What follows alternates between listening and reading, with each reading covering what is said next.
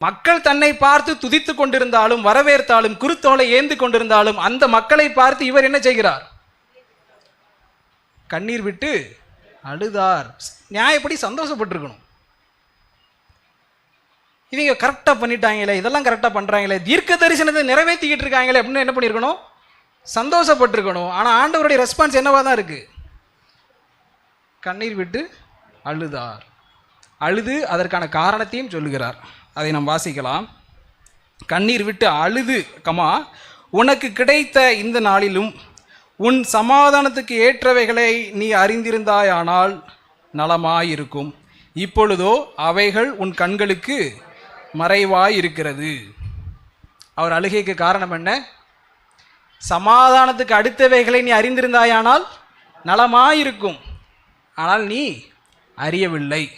This is why ஐ கிரை. ஆண்டவர் அழுகிறார். நீங்க பாருங்க, இந்த மக்கள் அவரை வரவேற்ற மக்கள், அவரை துதித்த மக்கள், அவருக்காக பாடிய மக்கள், அவருக்காக தங்களுடைய உடைமைகளை போட்ட மக்கள், அவரை வரவேற்ற மக்கள். அதுக்காக ஆண்டவர் நீங்கள் அவ்வளோதான், நீங்கள் ரசிக்கப்பட்டுட்டீங்க, நீங்கள் அவ்வளோதான், உங்களுக்கு எந்த பிரச்சனையும் இல்லை, நல்லா இருப்பீங்க, அப்படிதான் ஆயிடுச்சா? இல்லை. துதித்த மக்கள் தான், பாடிய மக்கள் தான், இன்னும் சொல்ல போனால் வேதாகமத்தில் தீர்க்க தரிசனமாக சொல்லப்பட்ட வசனத்தை நிறைவேற்றக்கூடிய மக்கள் தான். சங்கீதம் 128, 20 இருக்குன்னு நினைக்கிறேன், எடுக்க வேண்டாம். அதில் இந்த வசனங்கள்லாம் இருக்கிறது. இப்படியாக மக்கள் என்ன பண்ணுவார்கள்? துதித்து கூப்பிடுவார்கள் என்ற வசனங்கள் எல்லாம் இருக்கிறது. அப்படி இந்த மக்கள் எல்லாரும் ஆண்டவரை துதித்து வரவேற்று அவருக்காக இந்த தீர்க்க தரிசனங்கள் நிறைவேற்றினாலும் கூட ஆண்டவர் அவர்களை பார்த்து அழுகிறார். நீ அவங்களுக்கு ஆராதிக்க தெரிஞ்சிருக்கு, துதிக்க தெரிஞ்சிருக்கு, வரவேற்க தெரிஞ்சிருக்கு, ஆனால் என்ன தெரியல? சமாதானத்திற்கு அடுத்தவைகள் தெரியவில்லை. அதை பார்க்கும்போது எனக்கு எப்படி தான் இருக்கு? அழுகையா வருது. அழுதார். அழுது அவர் சொன்ன காரியம், உனக்கு சமாதானத்துக்கு அடுத்தவைகள் தெரியவில்லை, அதனால உனக்கு என்ன நடக்கும்? 43ஆம் வசனம் வாசிக்கலாம். உன்னை சந்திக்கும் காலத்தை நீ அறியாமற் போனபடியால் உன் சத்துருக்கள் உன்னை சூழ மதில் போட்டு உன்னை வளைந்து கொண்டு எப்பக்கத்திலும் உன்னை நெருக்கி உன்னையும் உன்னிலுள்ள உன் பிள்ளைகளையும் தரையாக்கி போட்டு உன்னிடத்தில் ஒரு கல்லின் மேல் ஒரு கல் இராதபடி செய்யும் நாட்கள் உனக்கு வரும் என்றார். அப்போ நீங்கள் என்னதான் மேசியாவை வரவேற்றினாலும் அவரை துதித்து பாடினாலும் உங்களுக்கு என்னதான் நடக்க போகுது அடுத்து? அப்படிதான் ஆண்டவங்க சொல்றாரு.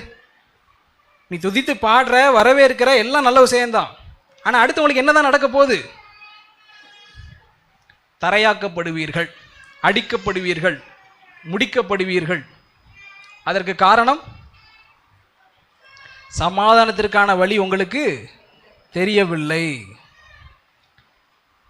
இது ரொம்ப ஒரு ஆச்சரியமான விஷயமா இருக்கு. நாம நினைச்சுக்கிட்டு இருக்கோம் எருசலேம் இதே போலவே கிபி 70 அது தரைமட்டமாக்கப்பட்டது, அநேகர் கொல்லப்பட்டார்கள். எருசலேம் மக்கள், யூத மக்கள் அநேகர் கொல்லப்பட்டார்கள், தரைமட்டமாக்கப்பட்டது. ஆண்டவர் 40 வருஷத்துக்கு முன்னாடியே தீர்க்கதரிசனம் சொல்லிட்டார். அது ரொம்ப ஆச்சரியம். இவர் இப்படிலாம் சொல்றாரு, அவங்களாம் நம்பியிருக்கவே மாட்டாங்க. நாம் இங்கே ஒரு பெரும்பான்மை கட்சி, நமக்கு என்ன பிரச்சனை வரும்னு இருக்கலாம். ஆனால் அவர் சொன்ன மாதிரியே கிபி 70 என்ன ஆணுச்சு? தரைமட்டமானுச்சு. ஆனால் என்ன ஒரு ஆச்சரியமான விஷயம் அப்படின்னா, அவர் அதற்கான காரணத்தையும் சொல்லுகிறார். எருசலேம் தரைமட்டமானதற்கு என்ன காரணம்? என்ன காரணம்? சமாதானத்துக்கு அடுத்த வழிகளை அவர்கள் அறியவில்லை. அவங்களுக்கு பைபிள் கொஞ்சம் கொஞ்சம் தெரிஞ்சிருக்குமா? பைபிள் தெரிஞ்சிருக்கும். ஆண்டவரை துதிக்க தெரியுமா? தெரியும். ஆண்டவருக்கு ஏதாவது கொடுக்க தெரியுமா? தெரியும். ஆனாலும் அவர்கள் காப்பாற்றப்படவில்லை. ஏன்? அவர்களுக்கு என்ன தெரியல?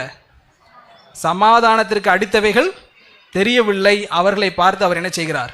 கண்ணீர் விடுகிறார். இன்னும் அந்த எருசலேம் ஊரில் என்ன நினச்சிக்கிட்டு இருப்பாங்க அப்படின்னா, நாங்கள் தான் கடவுளுக்கு நெருக்கமாக இருக்கோம்னு நினச்சிக்கிட்டு இருப்பாங்க. இந்த உலகத்தில் இருக்கக்கூடிய எல்லாருமே புறஜாதி மக்கள். ஆனால் கடவுளுக்கு பக்கத்தில் கடவுளுடைய மக்களாக இருக்கக்கூடிய ஒரே மக்கள் யாரு? நாங்கள் இஸ்ரவேலர்கள் அப்படின்னு நினச்சிக்கிட்டு இருப்பாங்க. எங்களுக்கு மட்டும்தான் பைபிள் தெரியும், நாங்கள் தான் ரொம்ப பாதுகாக்கப்பட்ட ஜனம் என்று நினைத்து கொண்டிருப்பார்கள். ஆண்டவர் இது எதையுமே நம்பலை. நீங்கள் என்னன்னாலும் சொல்லுங்கள். இல்லை ஆண்டவரே, நீங்கள் கிறிஸ்டியன்ஸ் அதான் ஆண்டவர் சொல்லிக்கிட்டு இருக்காங்க, நீங்கள் நம்ப மாட்டீங்க, அழுகிறீங்க. இன்னைக்கு கிறிஸ்தவர்கள் நம்மளும் என்ன தான் சொல்லிக்கிட்டு இருக்கோம். நம்மை விட அந்த எருசலேம் யூதர்கள் ஆண்டவர் நெருக்கமான மக்கள், ஆண்டவரால் நேசிக்கப்பட்ட மக்கள், அன்பு கூறப்பட்ட மக்கள். அவங்களுக்கு ஒரு தனி இடம் எப்பவுமே இருக்குங்க. எனக்கு புரியலை, என்ன தனி இடம்? கிறிஸ்துவுக்கு அப்பாற்பட்டு என்ன தனி இடம் அவர்களுக்கு இருக்க போகிறது?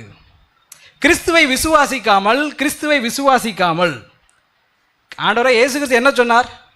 நானே, அதெல்லாம் எங்களுக்கு தெரியுங்க, நல்லா தெரியும், வழியும் சத்தியமும் ஜீவனுமா இருக்கிறேன். நான் தான் வழி, நான் தான் சத்தியம், நான் தான் ஜீவன், என்னையன்றி பிதாவினிடத்தில் யூதர்கள் மட்டும் வரலாம், வேற யாரும் வர முடியாது. ஆனால் யார் மட்டும் வரலாம் அப்படின்னு நம்ம நம்பினா எவ்வளோ முட்டாள்தனமாக இருக்கு. அதுக்காக யூதர்களை ஆண்டவர் முற்றிலுமாக புறந்தள்ளி விட்டார், இஸ்ரவேலர்களை முற்றிலுமாக புறந்தள்ளி விட்டார். நான் சொல்லவில்லை, உலகத்தில் எந்த மக்களுமே முற்றிலுமாக புறந்தள்ளப்படவில்லை. ஹிட்லராக இருக்கட்டும், ஜெர்மனியர்களாக இருக்கட்டும், எந்த மக்களும் முற்றிலுமாக புறந்தள்ளப்படவில்லை. அது யூதர்களாக கூட இருக்கட்டும், பாலஸ்தீனியர்களாக இருக்கட்டும், ஈரானியர்களாக இருக்கட்டும், எந்த மக்களும், ஆமாம், யார் அவரை விசுவாசித்தார்களோ அவர்கள் ரட்சிக்கப்படுவார்கள், தேவனால் ஏற்றுக்கொள்ளப்படுவார்கள். அது யூதர்களாக இருந்தாலும் சரி. அதை பவுல் சொல்றார். அவங்க முற்றிலுமாக அழிஞ்சிட்டாங்க, அதோடு அவங்க சாப்டர் முடிஞ்சது நினைக்காதீங்க. என்னைக்கு அவர்கள் தேவனை விசுவாசிக்கிறார்களோ, கிறிஸ்துவை என்றைக்கு விசுவாசிக்கிறார்களோ அன்றைக்கு அவர்கள் மீண்டுமாய் ஒட்ட வைக்கப்படுவார்கள். அதுவரைக்கும் வெட்டப்பட்டிருக்கிறார்கள் தான். அவங்க இருந்தாலும் ஒரு கிளையில தொங்கிட்டு இருக்காங்கலாம் கிடையாது, வெட்டப்பட்டு இருக்கிறார்கள். ஒருவேளை அவர்கள் விசுவாசித்தால் ஒட்ட வைக்கப்படுவார்கள். அந்த அளவு தேவனுடைய அன்பு அவர்கள் மீது இருக்கிறதே தவிர கிறிஸ்து அல்லாமல் அவர்களுக்கு எந்த ஒரு வழி வாய்ப்பும் கிடையாது. அவர்களுக்கு மட்டும் யாருக்குமே என்ன கிடையாது, அவரே வழி. அவர்கள் யூதர்களாகவே இருந்தாலும் இஸ்ரவேலர்களாகவே இருந்தாலும் குமாரன் மூலமாகத்தான் பிதாவை அடைய முடியும். குமாரன் இல்லாமல் என்ன பண்ண முடியாது, வர முடியாது. எதற்கான பேசிக்கிட்டு இருந்தோம் அப்படின்னு கேட்டிங்கன்னா, இந்த எருசலேம் மக்கள் அங்கே ஆண்டவருடைய சீடர்கள் என்று கூட சொல்லப்படுகிறது. சிலர் கிறிஸ்துவை அறிந்தவர்களாக கூட இருந்திருக்கிறார்கள். அவர்கள் கிறிஸ்துவை துதித்து பாடினார்கள், வரவேற்றார்கள், எல்லாம் செய்தார்கள். ஆனாலும் அவர்களை குறித்து ஆண்டவர் என்ன செய்தார்? கண்ணீர் விட்டார். ஏனென்றால் அவர்களுக்கு சமாதானத்திற்கு அடுத்த வழிகள் தெரியவில்லை. இந்த சமாதானத்திற்கான வழிகள் தெரியாததினாலே பின் நாட்களிலே அவர்கள் முழுவதுமாக அழியக்கூடிய ஒரு சூழ்நிலையும் ஏற்பட்டது. நாம் நினச்சிக்கிட்டு இருக்கோம், இந்த கிபி 70 இவர்கள் அழிக்கப்பட்டதுக்கு காரணம் தேவனே கோவப்பட்டு அவங்களை காலி பண்ணணும்னு நினைச்சாரு, இல்லை சாத்தான் காலி பண்ண நினைச்சாரு. ஸோ தேவன் காலி பண்ண நினைச்சாரா, சாத்தான் காலி பண்ண நினைச்சாரா? அதெல்லாம் விஷயம் கிடையாது. அவர்களுக்கு சமாதானத்திற்கு அடுத்த வழிகள் தெரியவில்லை. உண்மையிலே அப்படிதான் நடந்துச்சு. கிபி 70 அவங்க அழிகிறதுக்கு முன்னாடி என்ன நடந்துச்சு அப்படின்னா, இவங்க ரோமர்களும் அநியாயம் பண்ணிக்கிட்டு இருந்தாங்க.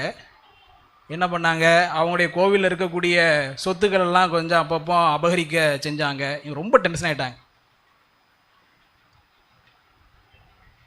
அப்போ அந்த சமாதான பேச்சுவார்த்தைக்கெல்லாம் இடம் இல்லை. அடுத்து என்ன தான் பண்ணணும், சண்டை போடன்னு சொல்லி அந்த யூதர்கள் மத்தியில் பார்த்தீங்கன்னா புரட்சியாளர்கள்லாம் பயங்கரமாக சண்டை போடக்கூடிய புரட்சியாளர்கள் எழும்பினார்கள். ஒரு கையில் கத்தி வச்சுருந்தாலும் இன்னொரு கையில் அந்த புரட்சியாளர் பைபிள் வச்சுருந்தாங்க. ஒரு கையில் கத்தி, இன்னொரு கையில் பைபிள். ஒரு இதுக்காக சொல்கிறேன், உமானமாக சொல்கிறேன். ஏன் அப்படின்னா அவங்களுடைய நம்பிக்கை என்னவா இருந்துச்சு, இந்த தேவன் இந்த தேசத்தை எங்களுக்கு தானே கொடுத்துருக்கிறாரு, எப்படி எங்களை தோற்று போக வைப்பார், கடவுள் எங்கள் கூட தான் இருக்கிறாரு. ஏசப்பாவை நாங்கள் ஏற்றுக்கொள்ளலை, அவர் மேசியாவே கிடையாது, அவர் கிறிஸ்துவே கிடையாது, ஆனால் கடவுளுக்கு நாங்களும் இப்படி. ஸோ கடவுள் இந்த தேசத்தை எங்களை விட்டு துரத்த மாட்டார், அடிக்க மாட்டார்னு அந்த ஒரு நம்பிக்கை என்ன பண்ணாங்க, சண்டைக்கு போனாங்க. தேவாலயம் ஒரு கல்லு மேலே ஒன்று இராத அளவுக்கு அடித்து நொறுக்கப்பட்டு எல்லாரும் விரட்டி அடிக்கப்பட்டார்கள். அடுத்த 100லையும் அதே மாதிரி பயங்கரமாக ஒரு சண்டையை போட்டு வந்தாங்க, கோக்குபா வாருன்னு. அதுலேயும் பயங்கரமான அடி, செதறிட்டாங்க. எதுக்காக சொல்ல வர அப்படின்னு கேட்டிங்கன்னா, சமாதானத்திற்கான அடுத்த வழிகள் அவர்களுக்கு தெரியவில்லை. தேவ ஜனங்களாக நாம் எப்படி சமாதானத்தை விரும்பக்கூடியவர்களாக இருக்க வேண்டும், எப்படி அகிம்சையில் நடக்க வேண்டும், எப்படி அந்த ரோம அரசோடு ஒரு சமாதான பேச்சுவார்த்தை, ஒரு சமாதான உறவை அதெல்லாம் உங்களுக்கு தெரியலை.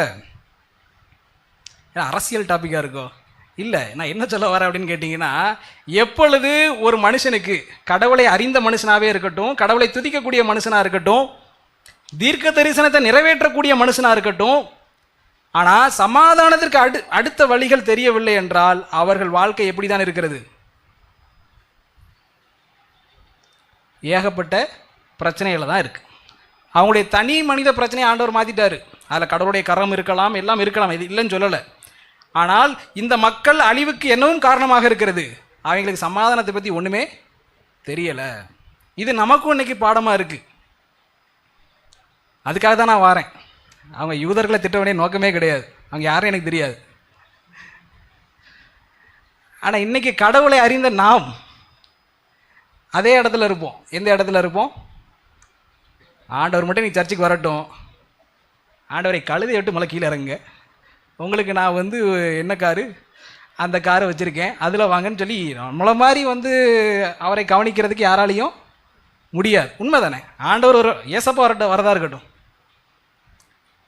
சர்ச்சுக்கு வாராருன்னு வைங்க, அவர் எங்கே வரணும், எங்கே இருக்காருன்னு சொல்லுங்க, நான் அங்கேயே இருக்கேன்னு சொல்லி அங்கே போயிடுவோம். அந்த அளவுக்கு நம்முடைய செயல்பாடு பயங்கரமாக இருக்கும். ஏசப்பாவை கவனிக்கிறதுல, பராமரிக்கிறதுல.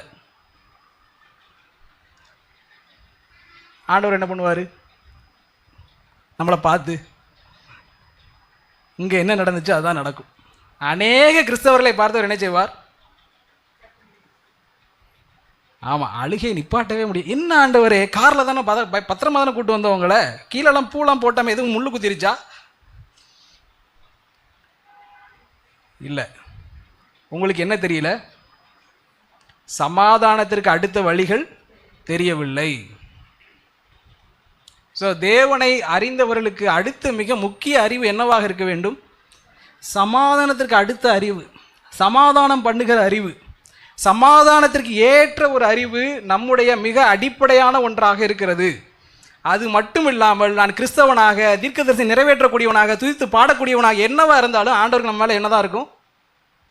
கண்ணீர். சர்ச்சில்